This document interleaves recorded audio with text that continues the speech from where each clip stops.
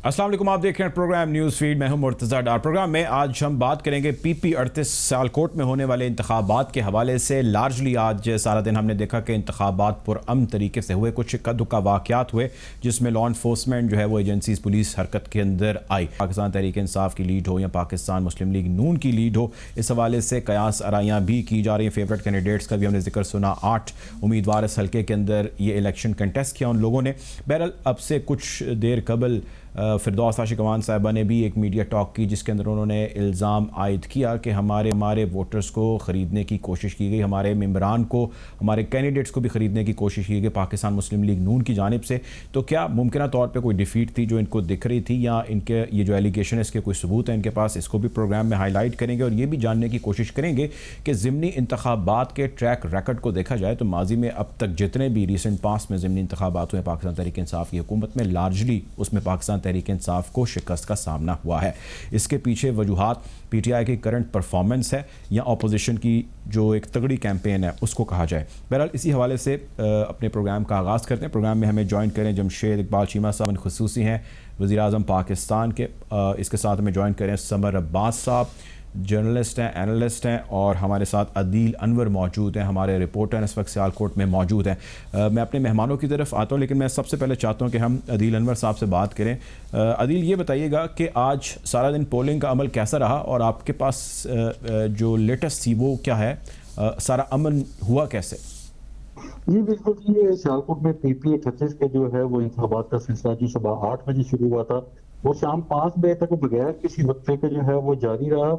इस अगर हल्के की मैं बात करूँ तो टोटल यहाँ के रिहायशी जो है वो 3,69,101 इस हल्के के रिहायशी थे, जिनमें वोटर्स की तादाद जो है वो 2,33,422 थी, जिनमें मर्द जो वोटर्स थे 1,28,128, सबके जो खवातीन थी 1,05,294 जो थी वो खवातीन वोटर जो यहाँ पे रजिस्टर्ड थी।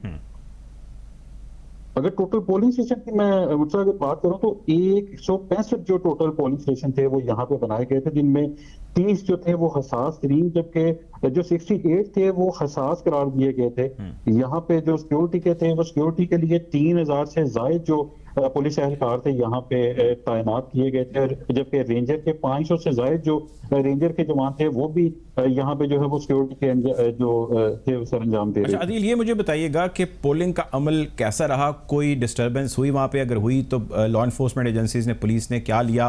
पुलिस का इंतजाम, सिक्योरिटी का इंतजाम कैसा था? और ओवरऑल इलेक्शन कमीशन की मैनेजमेंट कैसी थी?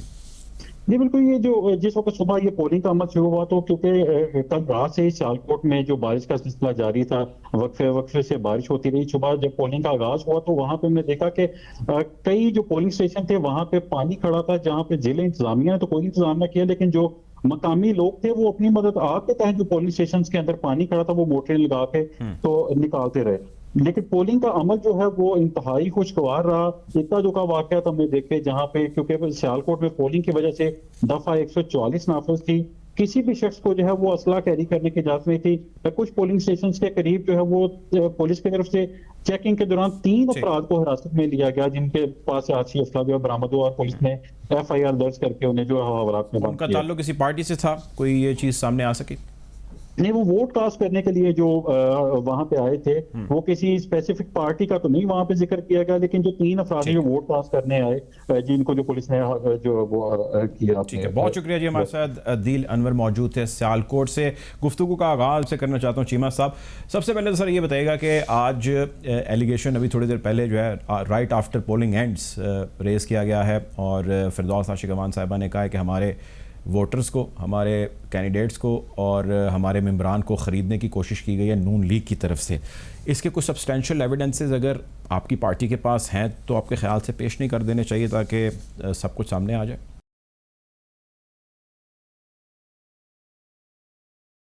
चाहिए, लेकिन ज़्यादातर तो वैसे ये रवाज बना हुआ है। ओवरऑल आप कह लें मुस्लिम लीग नून वाले भी यही कहते रहेंगे, वो भी तो प्रीएम्प्ट करने वाली बात है। मेरा ख्याल है ओवरऑल तो मुझे जो इतला मिल रही है जहाँ जहाँ से वो मतलब खुशगवार चीज़ें हुई हैं, मतलब लॉ एंड ऑर्डर कंट्रोल में है, कहीं कोई नाखुशगवार वाक़या उस तरह नहीं हुआ, कहीं कोई धांधली की रिपोर्ट नहीं है। सो आज कोई भी जीते जमहूरियत की जीत है। और ये आप कह लें जहाँ लाखों लोग आएँ, एक दूसरे के मुखालिफ हों, लड़ाई के बगैर आप कह लें कि वहाँ पे नुमाइंदा चुना जाए, ये एक अच्छा कल्चर या अच्छी एक यू कैन से रवायात डेवलप हो रही हैं जमहूरियत की। सो मैं समझता हूँ कि ये हमारी पार्टी भी और मुस्लिम लीग नून भी और बाकी पार्टियों के लिए भी ये स्पोर्ट्समैन स्पिरिट जो है ये बेहतर मुजाहरा करना चाहिए कि आज 9 बजे 10 बजे जो भी रिज़ल्ट आए खुश दिली से उसे माने और दूसरे को जाकर मुबारकबाद दें। ये ज़्यादा बेहतर होगा। मुस्लिम लीग नून के लिए जितनी भी आप कह लें कि अच्छी खबरें थी गुजर गई हैं। जिस तरह पार्टी का बयानिया मुस्तकिल एक आप कह लें एंटी मुल्क जा रहा है, एंटी कंट्री जा रहा है, तो वो आप कह लें कि उसका नतीजा कश्मीर के इलेक्शन में भी देख लें। फिर लगातार हमारी जो आप कह लें कि हमें वज़ीराबाद में पहले से बहुत ज़्यादा वोट मिले, हमें ड्रस्का में पहले से ज़्यादा वोट मिले, अभी हम रिसेंटली लाहौर के दोनों सीटें जीत गए। हम सियालकोट की नरोवल की सीट 99,000 के वोट था, वहाँ से हम जीत गए, अकमल सरगाला जीत गए। फिर हम देखते हैं कि मकबूल गुज्जर आप कह लें कि इलेक्शन कंफर्टेबली जीत गए, गुजरांवाला की सीट हम इलेक्शन जीत गए। सो आप कह लें ये जो मुस्लिम हमारे लिए खुशखबरियाँ आ रही हैं, वो इकानमी के पॉइंट ऑफ व्यू से हों, वो आप कह लें कि इंडस्ट्रियल ग्रोथ के हवाले से हों, वो लॉ एंड ऑर्डर के हवाले से हों, वो यू कैन से कि एग्रीकल्चर के हवाले से हों, फूड के हवाले से हों, हम कोरोना की मैनेजमेंट के हवाले से हों। बिल्कुल ठीक है सर, इसकी डिटेल में चीमा साहब जाते हैं। मैं समर अब्बास को चाहता हूं उनका कमेंट ले। समर साहब ये बताइएगा, सबसे पहले तो इस इलेक्शन को आप कैसा देखते हैं, एंड सेकेंडली पाकिस्तान तहरीक इंसाफ, जैसा चीमा साहब कह रहे हैं उनकी ज़ुबानी पाकिस्तान तहरीक इंसाफ के लिए चीज़ें दे आर वेरी गुड और उनकी फेवर में चीज़ें हो रही हैं। ज़िमनी इंतखाबात आप रिसेंट पास में, जैसे मैं पहले जिक्र किया, आप देखें तो लार्जली पाकिस्तान तहरीक इंसाफ को शायद जो दूसरा रुख है इसका वो ये है कि बहुत जगहों पर शिकस्त का सामना है। How do take it sir? बहुत शुक्रिया मुर्जा। एक तो यह है कि चीमा साहब का ये कहना कि चीजें गवर्नमेंट के लिए बहुत फेवर में हो रही हैं, मेरे ख्याल से अवाम के फेवर में शायद नहीं हो रही है चीजें, जिस तरह से चीजें जा रही हैं। पर्टिकुलरली मैं महंगाई की बात करूंगा, आज भी रिटेल स्टोर्स पर जो है वो आटा और चीनी और घी जो है वो मजीद महंगे हुए हैं। तो मेरे ख्याल से अवाम के एतबार से अगर देखा जाए तो चीजें कोई इतनी अच्छी नहीं हो रही। यही वजह है कि इस वक्त पाकिस्तान तहरीक इंसाफ जो है वो 13 में से 12 ज़िमनी इंतखाबात हारी है। वोटर्स का बढ़ जाना हल्के के अंदर ये मैटर नहीं करता, आप सीट जीते हैं या नहीं ये मैटर करता है, क्योंकि ज़ाहिर ओपोनेंट ने आपसे ज्यादा वोट लिए, सीट जीतनी चाहिए। बिल्कुल ऐसा है, बिल्कुल ऐसा है। वो भी फिर ज्यादा वोट लेकर ही आ रहा है, वो जीत रहा है, आपके बंदे को शिकस्त दे रहा है। आपके वोटर्स का इंक्रीज हो जाना और हार जाना ये मैटर नहीं करता। तो मेरे ख्याल से बड़ा सीरियसली पीटीआई को देखना होगा। एक वो जो एक बहुत ज्यादा परसेप्शन क्रिएट करने की कोशिश की जाती है कि सब बहुत अच्छा जा रहा है, तो सब बहुत अच्छा नहीं है। एक आम आदमी के लिए क्या वजह है उसकी सर? महंगाई है और क्या है? आम आदमी के लिए हालात मुश्किल होते जा रहे हैं। जिस तरह से महंगाई जो है वो बिजली की कीमतों में भी इजाफा किया गया, गैस की कीमतों में भी इजाफा किया गया, पेट्रोल की कीमतें जो है वो बढ़ती जा रही है, वो कम नहीं हो रही। गो कि उसका आलमी मार्केट के साथ ताल्लुक है, लेकिन इंटरनेशनल मार्केट में इससे भी फ्यूल की प्राइसेस जो है वो काफी ज्यादा थी, लेकिन पाकिस्तान के अंदर कम थी। अगर आप कंपैरेटिव एनालिसिस करें पिछले अदवार के साथ तो जरा ज्यादा होगी ये प्राइसेस जहां पे।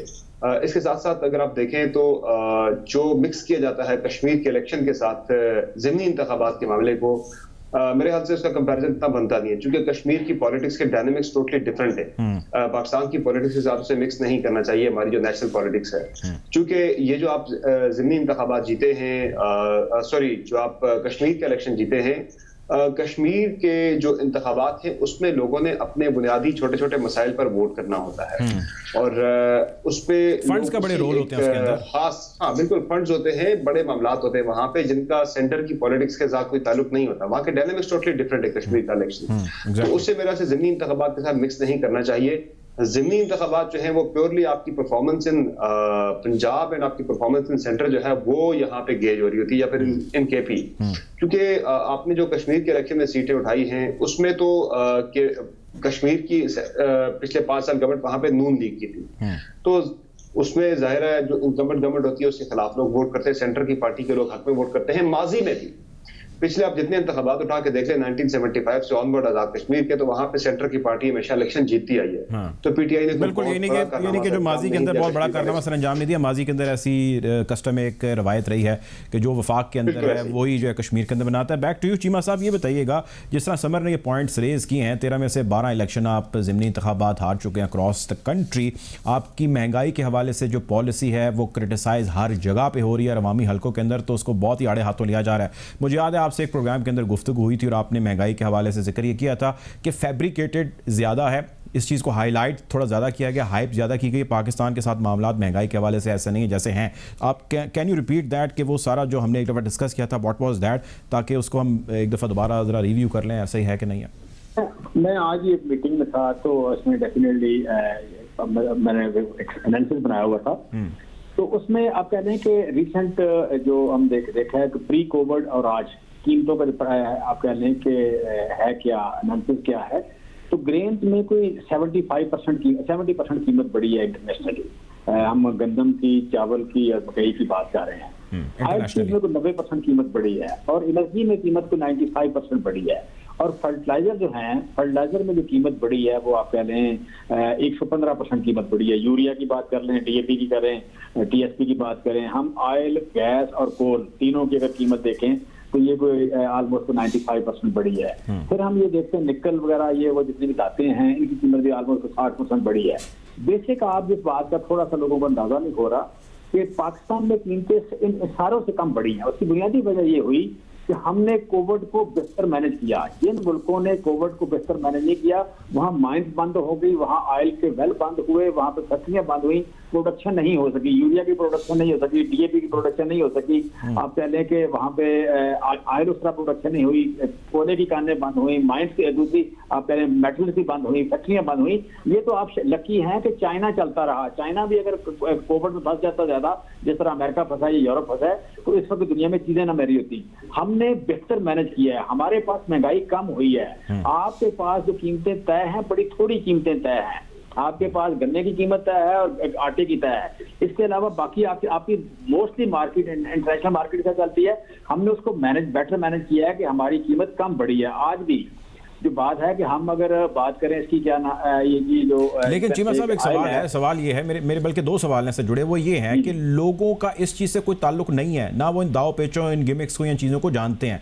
वो ये जानते हैं भाई आटा, चीनी, दाल, दूध, दही, गोश्त, अंडे ये हम खरीदने जाते हैं तो हमें इतने के मिलते थे, अब हमें इतने के मिल रहे हैं। पहला कंसर्न ये।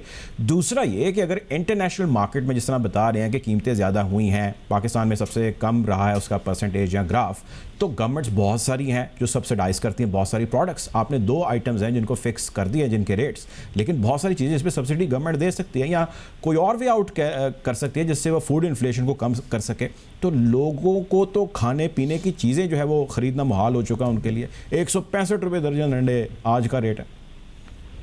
देखिए आप ना थोड़ा सा आउट ऑफ कंटेक्स्ट बात कर रहे हैं। पहली बात दूसरी बात अगर उसका जवाब इस आशा को दे दें तो अच्छा।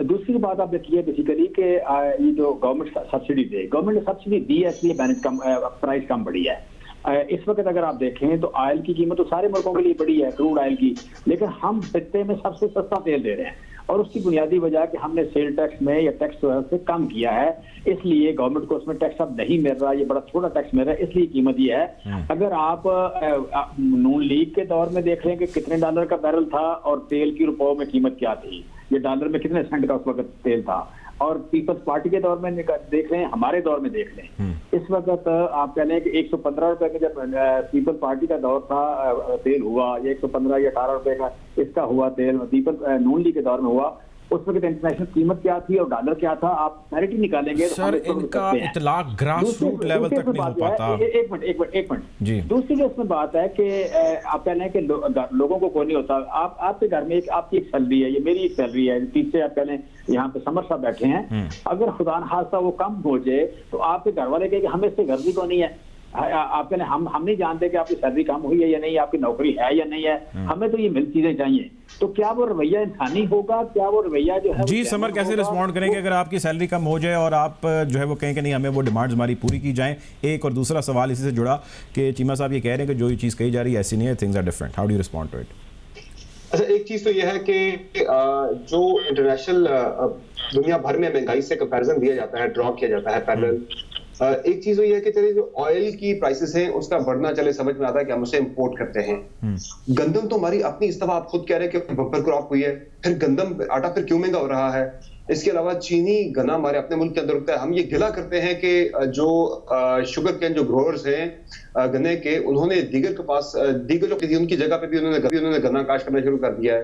चीनी की भी एक्सेसिव हमारे पास प्रोडक्शन हो रही है, तो फिर उसकी क्या वजह है? ये तो हमारी लोकल प्रोडक्ट्स है, लोकल कमोडिटीज है जो कि लोकली हमारी ग्रो हो रही है, लोकली पैदावार है उनकी, और बम्पर क्रॉप भी आप कह रहे हुई है, फिर वो क्यों महंगी हो रही है? तो हम इंपोर्ट नहीं कर रहे। और दूसरा जो आप बात कर रहे हैं कि इस वक्त पूरे रीजन के अंदर हम ऑयल प्राइसेस जो है हमारी सबसे कम है। एक तो जब इंटरनेशनल मार्केट में जो प्राइस थी ऑयल की, पेट्रोलियम प्रोडक्ट्स की $75 थी, तो उस वक्त भी हमारे मुल्क के अंदर जब नून लीग के दौर में जब 75 पे गई थी तो जो पेट्रोल की प्राइस है वो 100 से कम थी। अब जब आप डॉलर की बात करते हैं कि डॉलर उस वक्त 120-130 पे था, आज डॉलर जो है वो 155-160 पे चला गया, तो वो डॉलर आपकी पॉलिसी के तहत वो डॉलर की प्राइस आपने रुपए को डिवैल्यू किया है। तो उस वक्त भी यही थी, आज जितनी यहाँ पे, लेकिन रुपए में जब हम देखते हैं पाकिस्तानियों को वो ज्यादा पड़ रही है। जब आप ये कह रहे हैं कि रीजन में उस वक्त भी कम, रीजन का कंपैरिजन आप मत दें। रीजन में नून लीग के दौर में भी पूरे रीजन में सबसे कम थी पाकिस्तान की, पीपल्स पार्टी के दौर में भी पूरे रीजन में सबसे कम प्राइसेस हमारे पास थी। ये कोई आर्गुमेंट नहीं कि रीजन में हमारी सबसे कम है, वो उस वक्त भी सबसे कम थी। गुफ्तगू को मजीद आगे बढ़ाएंगे, आप मेरे साथ ही रहिएगा। प्रोग्राम में वक्त हो जाता है ब्रेक का, ब्रेक की जाने बढ़ते हैं, वापस आते हैं और आके ही बात करते हैं। Take a break.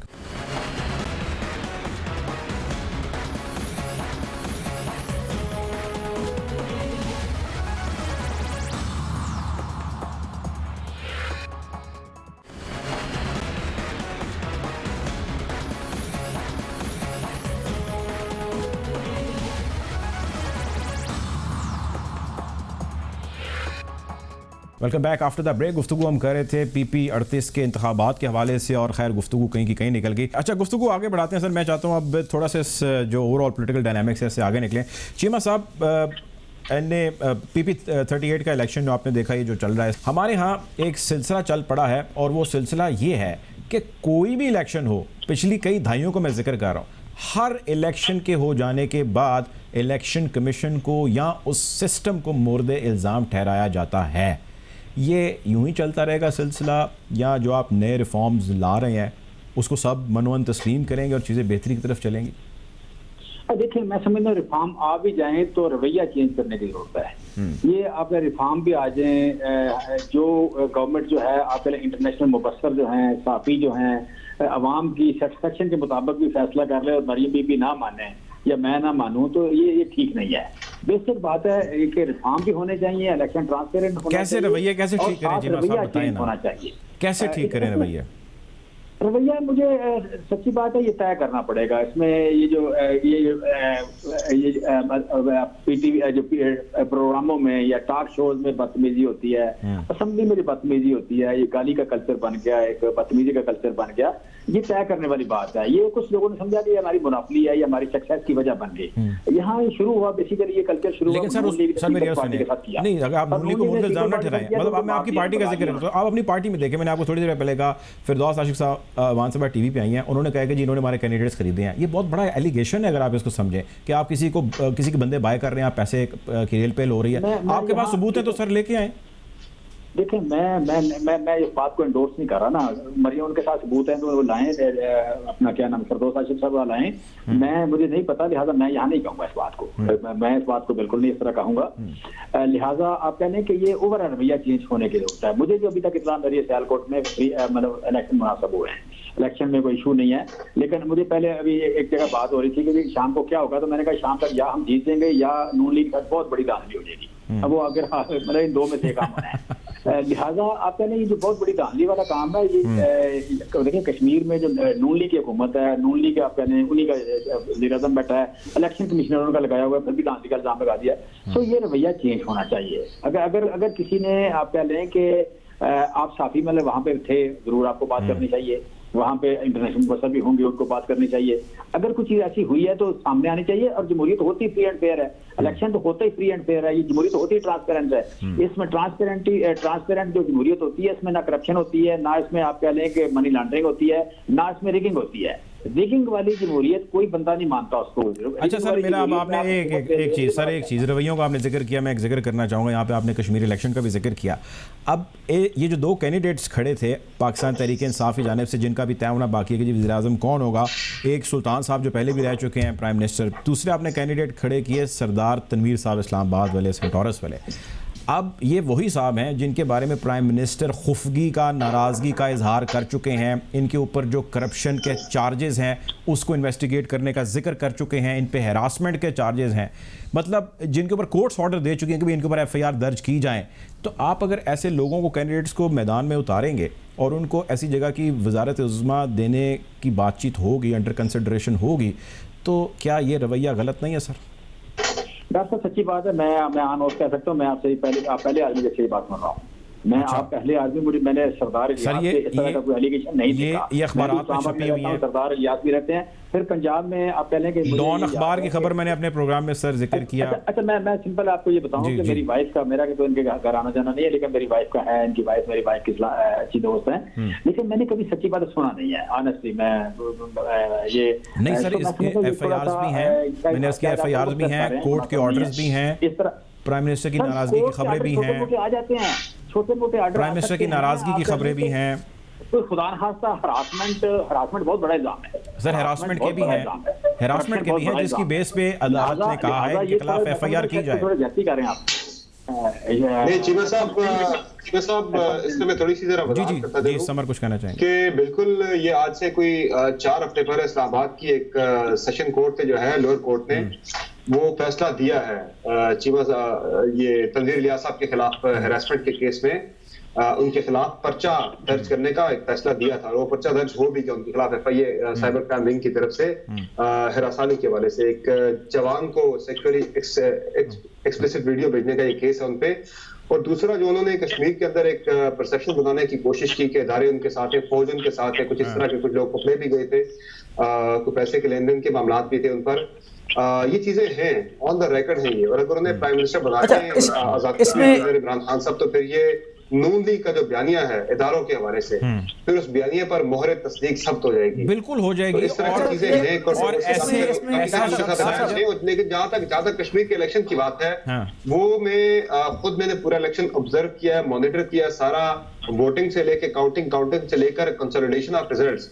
तो कश्मीर के जो 33 हल्के हैं वहां तक की मैं गारंटी दे सकता हूँ, मैंने खुद जाके देखा है, इलेक्शन फेयर हुआ है वहां पर, बिल्कुल शफाफ इलेक्शन हुआ है। काउंटिंग का अमल इंतहाई शफाफ था, किसी किस्म की ना कोई दौरान पोलिंग रिगिंग हुई है, ना किसी किस्म की रिगिंग हुई आफ्टर यानी काउंटिंग के मामले में किसी किस्म की ना कोई वहां पर डस्का वाली धुन चाहिए। तो सिस्टम बहुत अच्छा था, सिस्टम बहुत अच्छा रहा था। अब आप ये देखिए, कंसल्टेशन ऑफ रिजल्ट्स का कोई धांधली कश्मीर के इलेक्शन में नहीं है। अगर कोई जमात कह रही है वहां पर धांधली हुई है, तो फिर वो चीमा साहब वाली बात यह है कि हमें रवैये तब्दील करने की जरूरत है। और ये कौन सा रवैया, चीमा साहब ये बताएं, जो कैंडिडेट जो वज़ारत उज़्मा के इस वक्त उम्मीदवार है कश्मीर के लिए, जिसपे दुनिया इंटरनेशनल अखबारात रिपोर्ट करते हैं, अगर ऐसा शख्स वहाँ का वज़ीर आज़म होगा तो, या ऐसा कैंडिडेट भी आप उतारेंगे या वो स्ट्रॉन्ग कैंडिडेट होगा, तो सर ये क्या रवैया? देखिए, अभी उनका वज़ीर आज़म का आप कह लें कि कोई कैंडिडेट बनना ये दूर की बात है, मुझे नहीं पता। दूसरी बात यह है कि ये जो आपकी बात है, मैं समझता हूँ कि अगर समर साहब भी कह रहे हैं तो आप भी कह रहे हैं, तो यहाँ से उठ के पहला काम मैं ये करूँगा, मैं कंफर्म करूँगा। तीसरी बात इस पर थोड़ी सी इसमें है कि ये FIR जो है, फर्स्ट इन्फॉर्मेशन रिपोर्ट हो जाती है। किसी को सज़ा हो या कोई आगे आप कह लें कोई चीज़ कंक्लूड हो या कंक्लूजन की तरफ जाती हो नज़र आए, कोई इन्फ्लुएंस करता नज़र आए, तो वो थोड़ा सा और बात है। सर देखें, आपके एक मुआवन खुसूसी के ऊपर एलिगेशन लगे, आपके एक मुआवन खुसूसी जुल्फी बुखारी पे एलिगेशन लगे तो वो इस्तीफ़ा दे दें, ठीक है। दूसरे के ऊपर लगे तो आप उसको कैंडिडेट खड़ा कर दें वहाँ का। ये तो सर दो चेहरे हैं एक ही। मैं कहता हूँ दो चेहरे नहीं है ना, दो चेहरे नहीं है, डिफरेंस होगा। ऐसा नहीं है कि हमने जहाँ कहीं भी आप कह लें इस तरह के खुदा न खास्ता कोई अभी तो नाम दे रहे हो, अभी वो कैंडिडेट अनाउंस हुए नहीं है, अभी देखते हैं कौन सा कैंडिडेट अनाउंस, अभी तक वो हुए नहीं। वो दौड़ में जरूर है लेकिन अभी तक हुए नहीं है नाम उनका फाइनल। लेकिन चले रिप्रेजेंट कर रहे हैं, वो बड़े स्ट्रॉन्ग कैंडिडेट तस्वर किए जा रहे हैं। नहीं होते हैं यार, ऐसा थोड़ा एक दूसरी इसमें डॉक्टर साहब एक चीज़ और सुने। जी मेरे खिलाफ इलेक्शन यहाँ पे आखिरी दिनों में लड़ा अली परवेज़ ने। अब अली परवेज़ की फैमिली को आप बड़ी अच्छी तरह जानते हैं कि ये आप कह लें कि जुडिशरी से ये फैमिली है।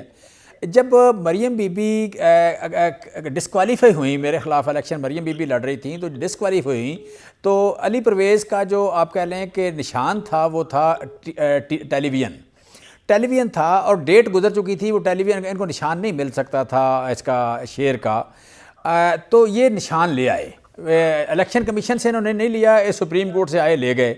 वहाँ पे जाके इन्होंने बंदे इकट्ठे किए और उन्होंने कहा कि देखें, हम आपको बताएं कि इलेक्शन चीमा साहब का और हमारा नहीं है, ये सुप्रीम कोर्ट का हमारा इलेक्शन है, ठीक है। तो आपको ख्याल में जो अगर चीमा साहब तो सुप्रीम कोर्ट लड़ें तो कौन जीतेगा?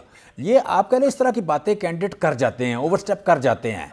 इस बात को अदारों के ख़िलाफ़ लेना या अदारों पे इल्ज़ामात लगाना या किसी बंदे को इस बेस पे कोई आप कह लें करना, ये पाकिस्तान में जो फ़लाने थ्योरी के साथ वाकफियत है, अपने आप को एग्जैजरेट करना, पैसों का ज़्यादा बताना, ताकत का ज़्यादा बताना, रिश्तेदारी का ज़्यादा बताना, ये थोड़ा सा हमें कल्चरल आप कह लें कि अनफॉर्चुनेट मौजूद है चीज़।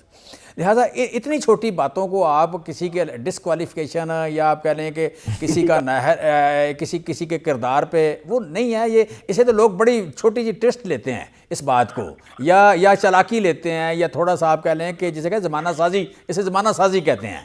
लिहाजा इतना सा रहने दे, बाकी आप कह लें कि जो दूसरी बात आप कर रहे हैं वो मैं समझता हूँ कि डेफिनेटली अनएक्सेप्टेबल है, बट मेरा पॉइंट ऑफ व्यू डिफरेंट है। मैं I found the person different. ठीक है, आगे बढ़ते हैं। ये बताएं, अब जो इलेक्शन आपने वैसे कवर किए यहाँ पर जितने भी हुए कश्मीर के अंदर समर, मैं सिर्फ एक कमेंट आपका लेना चाहता हूँ। आपने ओवरऑल इन वन लाइन क्या एनालाइज किया कि पीटीआई ने और नून लीग ने जो ये सारा इलेक्शन हुआ इसमें किस तरह परफॉर्म किया? पीटीआई की ये जो एंट्री है और नून लीग की जो पिछली गवर्नमेंट गुजर चुकी है वो। अच्छा मुझे क्विकली मैं जरा पिछली गुफ्तगू जो हमारी चल रही थी उससे जरा कनेक्ट करूंगा अपनी गुफ्तगू को, इस पॉइंट को कि जो हफ्ते बाद की डॉन की खबर का आपने हवाला दिया कि प्राइम मिनिस्टर ने बड़ी नाराजगी का इजहार किया, शक्की का इजहार किया तनवीर इलियास साहब पर उनके बयान के हवाले से। तो मेरी इस पे इत्तरा ये है, मैं खबर ये भी दे रहा हूँ आपके प्रोग्राम में नाज़रीन को, कि जो इदारे हैं जो अहम हमारे इदारे सिक्योरिटी के जिनसे मुतल्लिक वो बात कर रहे थे कि स्ट्रेटेजिक पॉलिसी बनाने वाले इदारे की ब्लेसिंग उनके साथ है, तो वो स्ट्रेटेजिक पॉलिसी बनाने वाले जो इदारे हैं उन्होंने भी शदीद बरहमी और नाराजगी का इजहार किया था तनवीर इलियास साहब के इस बयान पर, जिसमें वो इदारों को रेफर कर रहे थे अपनी कैंपेन के दौरान। तो इदारे भी बड़े नाराज थे उनकी इस हरकत पर। बहरहाल जो आप इलेक्शन की बात कर रहे हैं तो उसमें पाकिस्तान तहरीक इंसाफ ने जो नशिस्तें ली हैं 25, मेरी एग्जैक्ट ये प्रोजेक्शन थी, ये बिल्कुल ठीक नशिस्तें ली हैं उन्होंने। किसी किस्म की कोई भी इसमें मुझे कोई गलत चीज इब्हाम नजर नहीं आ रहा, कोई खराबी हो या कोई धांधली हुई हो। क्योंकि एक हफ्ता पहले इलेक्शन से मैंने एक प्रोजेक्शन की थी कि मैंने कहा था कि 22 सीटें, जो मैंने पूरा ग्राउंड पे एक एक हल्के को मैंने एनालाइज किया था, मुहाजिरीन के 12 हल्कों को भी, कश्मीर के अंदर 33 हल्कों को भी। तो मेरी असेसमेंट ये थी कि मैं पीटीआई को 22 नशिस्तों पर कामयाब होता देख रहा था, और साथ मैंने ये भी कहा था कि 22 से 25 पर भी जा सकती है। तो पीटीआई बिल्कुल 25 पर गई। और नून लीग के बारे में बिल्कुल नजर आ रहा था कि नून लीग जो है वो 7 से ज्यादा सीटें नहीं ले सकती। और हम ये डिस्कस भी करते थे साथ ही हल्कों के अंदर भी, हमारी जब बात होती थी, मैंने एक जगह पे कहा भी था कि नून, एक प्रोग्राम में मैंने कहा था डॉन टीवी के, कि नून लीग जो है वो 7 से ज्यादा नशिस्तें नहीं ले सकती। वो 6 नशिस्तों पे आ गई। पीपल्स पार्टी के बारे से जो पीपल्स पार्टी ने नशिस्तें ली है 11, वो भी बिल्कुल ही एग्जैक्टली यही हमारी प्रोजेक्शन थी मुजफ्फराबाद के अंदर बैठ के कि पीपल्स पार्टी जो है वो 11-12 सीटें ले लेगी आजाद कश्मीर के सिलेक्शन में। तो जिस पार्टी ने जितनी नशिस्तें ली हैं उतनी ही उसकी बनती थी। मैं फिर भी कहूंगा कि जिस तरह की गवर्नेंस थी नून लीग की पिछले 5 साल आजाद कश्मीर के अंदर, वो कोई इतनी ज्यादा मुतासिर नहीं थी। तो उस हवाले से अगर देखा जाए तो नून लीग ने जिस तरह से फिर भी वो 6 सीटें लेने में कामयाब हो गए, मैं कहूंगा ये बड़ी कामयाबी है नून लीग की, उन्होंने बेटर परफॉर्म किया है। पीपल्स पार्टी की जो गवर्नमेंट की आजाद कश्मीर के अंदर 2011 से 2016 वाली, उसने बहुत अच्छा परफॉर्म किया था। डेवलपमेंट का काम बहुत ज्यादा हुआ था वहां पे, उन्होंने एम्प्लॉयमेंट्स काफी ज्यादा, लोगों को जॉब्स काफी दी थी, फिर लोगों की सैलरीज में इजाफा किया था, काफी चीजें की थी। उसके बावजूद पीपल्स पार्टी जो है वो सिर्फ 2 से 3 सीटें लेने में कामयाब हुई थी 2016 वाले इलेक्शन। बिल्कुल ठीक है सर, हमारे तो नून लीग का इतना अच्छा परफॉर्म ना करना, फिर भी 6 सीटें ले जाना, मेरे ख्याल से उन्होंने बेहतर परफॉर्म किया वक्त की कमी के सामने। वेरी क्विकली जमशेद चीमा साहब, sir last question to you. गैर हतमी गैर सरकारी नताइज तो आ रहे हैं सियालकोट के, अब जो भी ऑफिशियल रिजल्ट्स आएंगे आप उसको मनवन तस्लीम करेंगे या आप उसके खिलाफ कोई मज़ीद आगे जाने का कोई इरादा रखते हैं? देखिए कैंडिडेट का मुझे पता नहीं, लेकिन मैं तो मनवन तस्लीम करूंगा और ये रिवाज होना चाहिए, ये स्पोर्ट्समैन स्पिरिट होनी चाहिए। अब कैंडिडेट्स में तो कैंडिडेट की अपनी मर्जी है, मेरी कोई ऐसी मर्जी नहीं है, मैं तो आपका मनोन तस्लीम करूँगा जी। बिल्कुल ठीक है चलें, बहुत शुक्रिया जी। हमारे साथ मौजूद है जमशेद इकबाल चीमा, मुआविन ख़ुसूसी वज़ीर आज़म पाकिस्तान के। समर अब्बास हमारे साथ मौजूद थे, जर्नलिस्ट हैं, एनालिस्ट हैं। बहुत शुक्रिया आप दोनों मेहमानान ग्रामी का प्रोग्राम में वक्त देने के लिए। इंशाल्लाह आप लोगों से जल्द मुलाकात होगी। अपना ख्याल रखिएगा। अल्लाह हाफ़िज़।